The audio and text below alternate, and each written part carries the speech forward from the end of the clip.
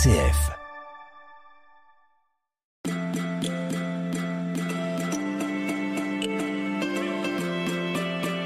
Tu m'en liras tant sur une RCF.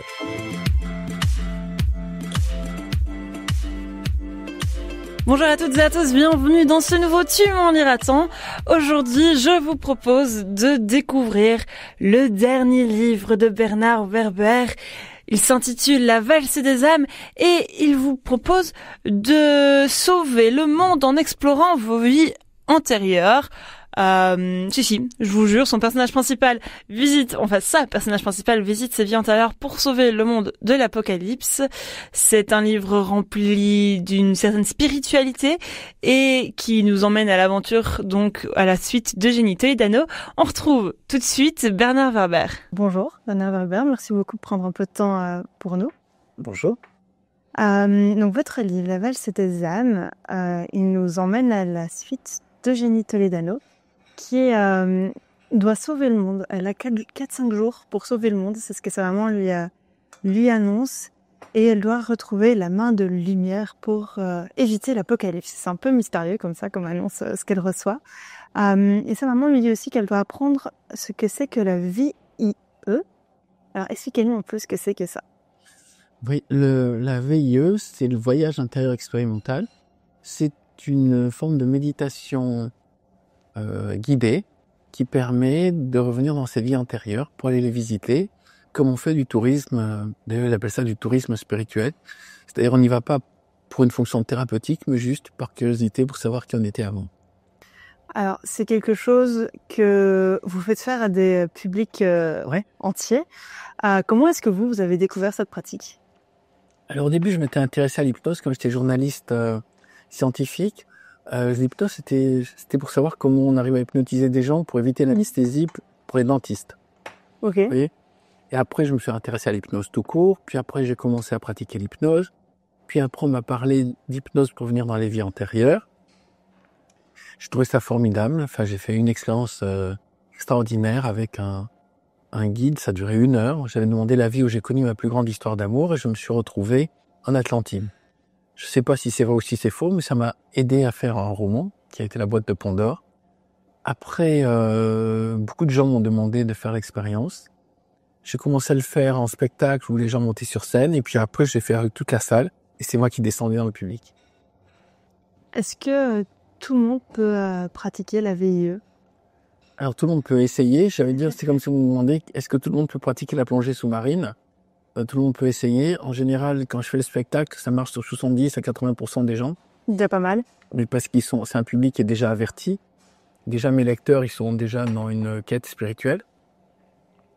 Sinon, je pense que la seule chose qui retient, c'est le fait de se dire, ça peut pas marcher. Voilà. Dès qu'on se dit, ça peut pas marcher, ça marche pas.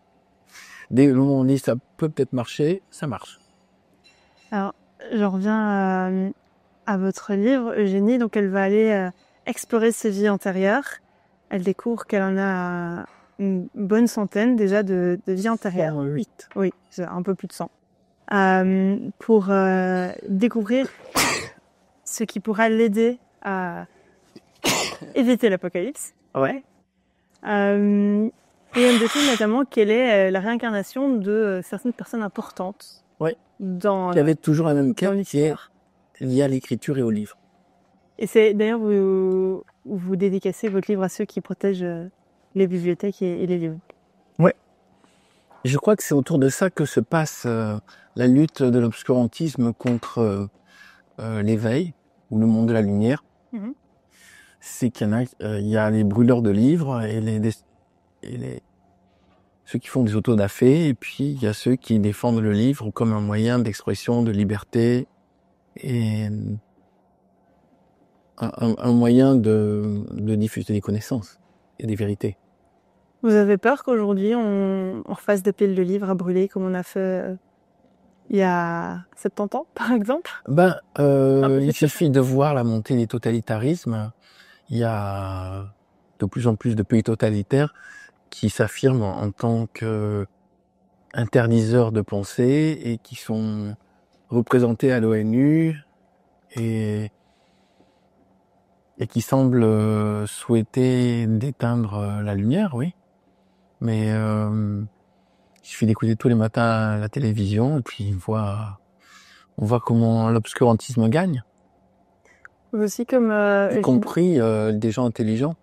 C'est-à-dire c'est pas que les gens bêtes, c'est des gens intelligents qui trouvent que l'obscurantisme est après tout est une forme de pensée comme une autre.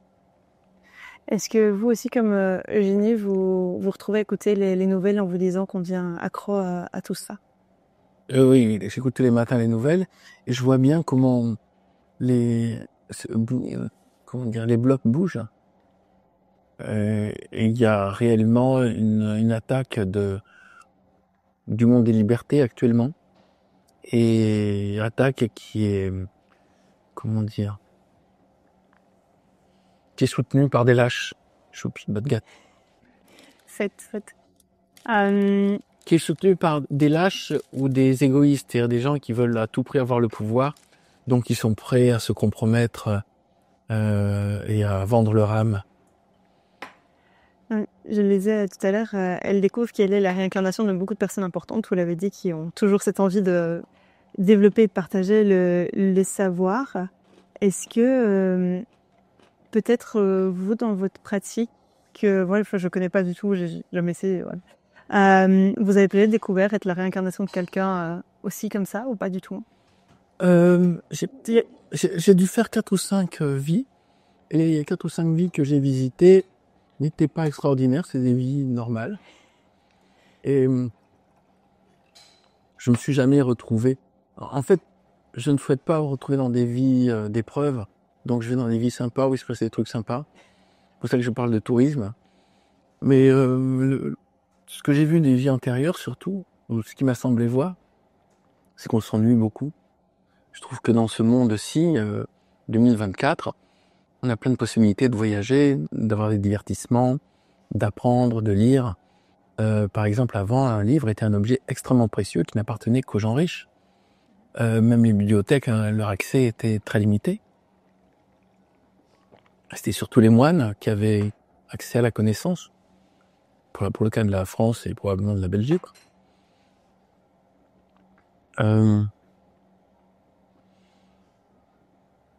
Oui.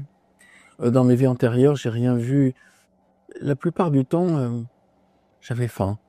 Mais j'avais faim parce que on se rend pas compte, mais un des grands avantages de vivre en 2024, c'est qu'a priori, il y a des épiceries partout et la nourriture est assez bien diffusée. Vous dites jamais, zut, je pense que je trouvais nulle part où manger.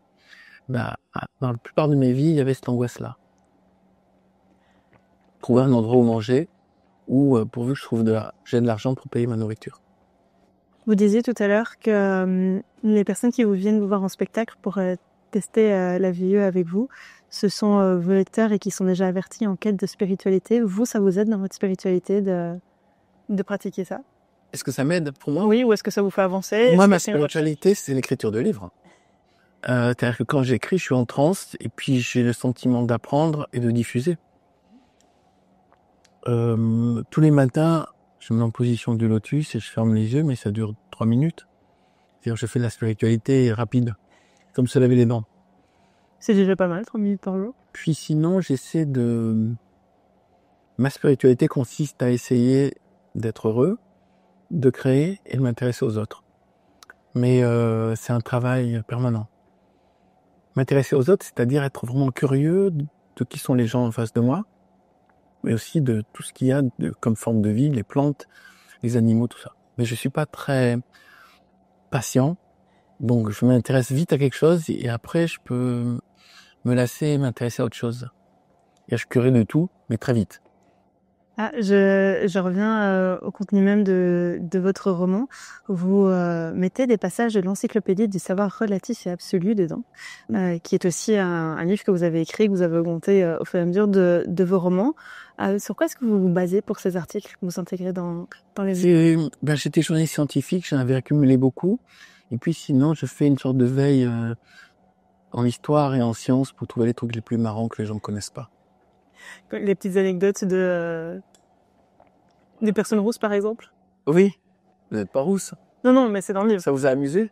Oui, mais il y a la remarque, alors je ne sais plus qui, à un moment donné, on lui dit il est roux, mais il n'était pas dans votre liste des personnes rousses connues. Ah, C'est une réflexion que Génie se fait à un moment donné.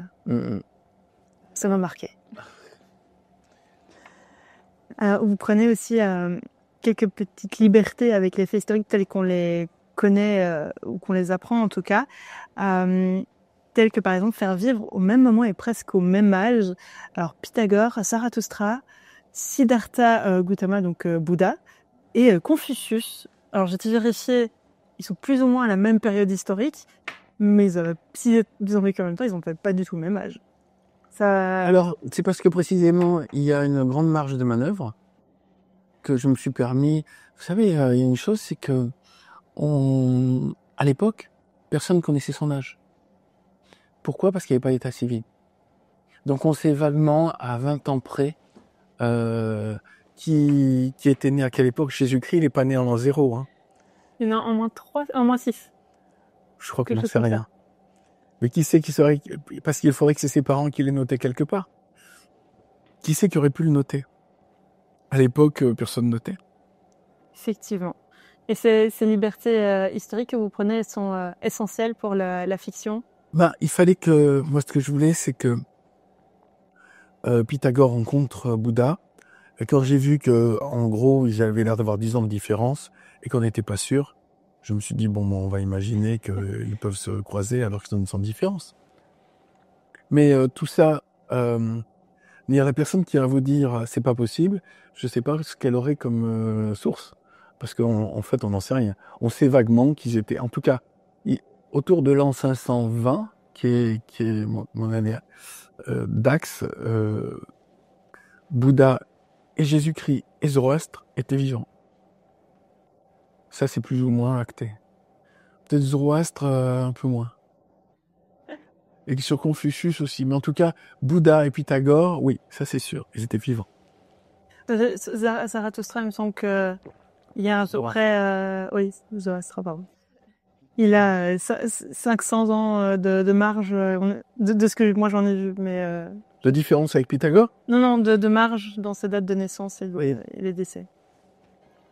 D'où ça profite aux romanciers, c'est que j'ai imaginé que, parce que ça m'arrange bien, puis ça me permet de parler du zoroastrisme pour ceux qui connaissaient pas.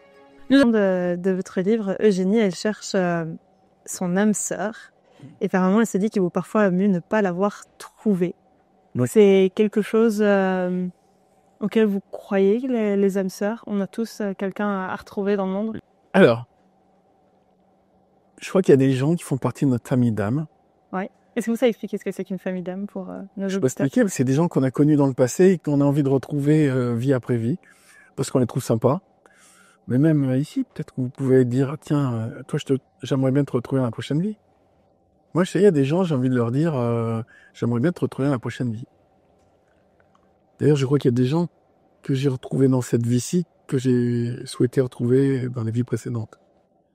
Une famille d'âmes, c'est des copains, hommes ou femmes, parents ou enfants, qui se disent, quand même, on avance mieux ensemble que seuls, donc ça serait bien qu'on se retrouve. Et donc, les âmes sœurs font partie de cette famille d'âmes ? C'est le niveau au-dessus. C'est une personne particulière qui est votre complémentaire. Ouais, je crois que ça existe et je me pose vraiment la question, est-ce qu'on a intérêt à se mettre avec ? Parce que ça fait trop mal quand on la perd ? Ouais.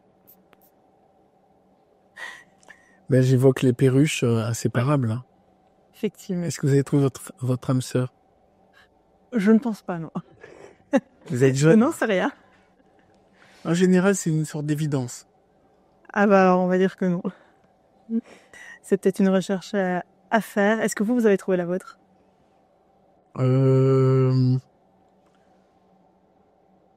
J'en sais rien. Des fois, je me dis oui, des fois, je me dis non. Donc, comme beaucoup, c'est-à-dire, je suis cyclique. Des fois, j'ai l'impression que oui, des fois, j'ai l'impression que non. Pour beaucoup de choses. Il y a dans votre livre, au-delà de l'encyclopédie que vous citez, il y a aussi d'autres références à vos livres, un peu comme, j'ai envie de dire, des Easter eggs, comme ça que vous mettez en référence à d'autres livres. L'idée, c'est de faire la suite, enfin une suite ou une histoire parallèle à chaque fois ? Le fait que je fasse référence à mes autres livres, bah là, c'est un peu, ça fonctionne mine de rien comme 3 livres qui ont le même thème qui est la réincarnation.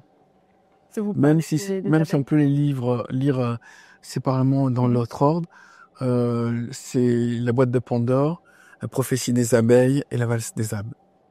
Du coup, la prophétie des abeilles, si j'ai bien compris, c'est le père et le grand-père d'Eugénie qui vivent cette aventure.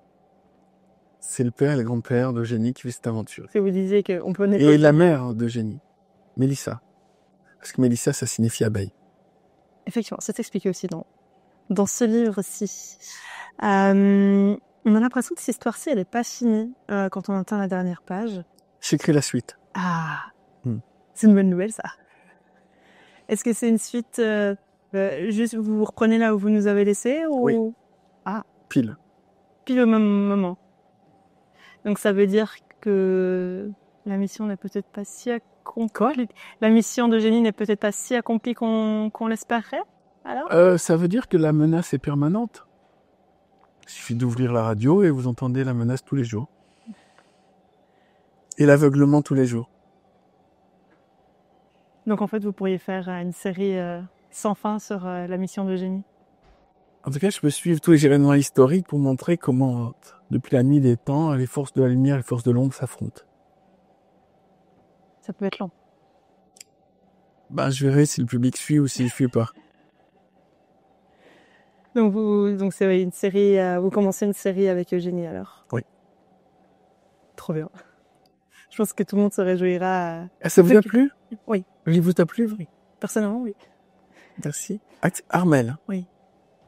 On parlait tout à l'heure de la VIE et de votre spectacle. Vous venez en Belgique avec, il me semble. Le 28 et le 29. 2 dates. Pour faire le spectacle ici. À Oderghem, c'est ça? Ouais, je sais pas le prononcer. Mais c'est ici à Bruxelles, à Oderghem. Voilà. Si je ne me trompe pas. De salle, comment ça se passe votre spectacle? Pour ceux qui voudraient venir tester. Il fonctionne sur c'est 4 méditations guidées. Il s'accompagnait avec une harpiste extraordinaire qui s'appelle Franker. Mm-hmm. Et toute la salle va visualiser des choses de plus en plus ambitieuses jusqu'aux 4e méditation où on peut potentiellement visualiser une de ses vies antérieures. D'accord, donc vous commencez doucement et puis on se retrouve dans ce couloir. Ça marche pas sur tout le monde, mais ceux sur lesquels ça marche, ils en sortent vraiment contents. Et ceux sur qui ça ne marche pas, ils font quoi pendant le spectacle? Il y a un spectacle, il se passe des choses, et puis après il y a c'est-à-dire ceux sur qui ça marche racontent. Donc une partie du spectacle, c'est les spectateurs eux-mêmes qui racontent ce qu'ils ont vécu. Ok. Et ça dure combien de temps? Parce que si là dans le bouquin, elle part pendant 1 heure, 3 heures à chaque fois. Chaque méditation, c'est 5 à 10 minutes. Ah oui, c'est assez court. Ouais. Par contre, il y a beaucoup d'explications, beaucoup de préparation. On n'a pas le temps de voir toute sa vie intérieure si on y arrive. Ah non, puis c'est un bon moment d'une vie sympa. C'est pas... Parce qu'après, ce qui est rigolo, ce que fait mon héroïne, c'est qu'elle saute les moments sympas. Si vous parlez des moments où elle saute aux moments importants, si dans une vie future vous deviez revisiter celle-ci, quels seraient les moments importants que vous visiteriez?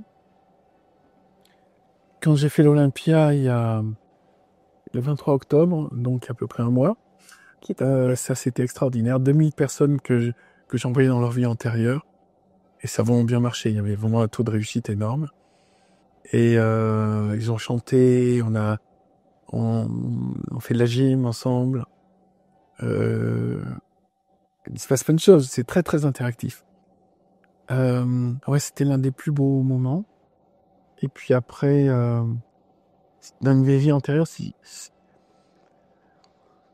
la naissance de mes enfants et le moment où j'ai eu le livre pour la première fois, c'est une bonne question dans mes mains, les fourmis. Et que je me suis dit, bon sang, enfin, je deviens écrivain. Et puis le moment où j'ai sauté en parachute au-dessus de la pyramide de Khéops. Sympa. Voilà, ça c'était un moment un peu extraordinaire. C'est des moments sympas à revisiter donc lors de votre prochaine vie. Oui, c'est marrant une question. Attendez, qu'est-ce que j'aimerais... Bon, ça c'est sur l'Olympia. Le saut. Et...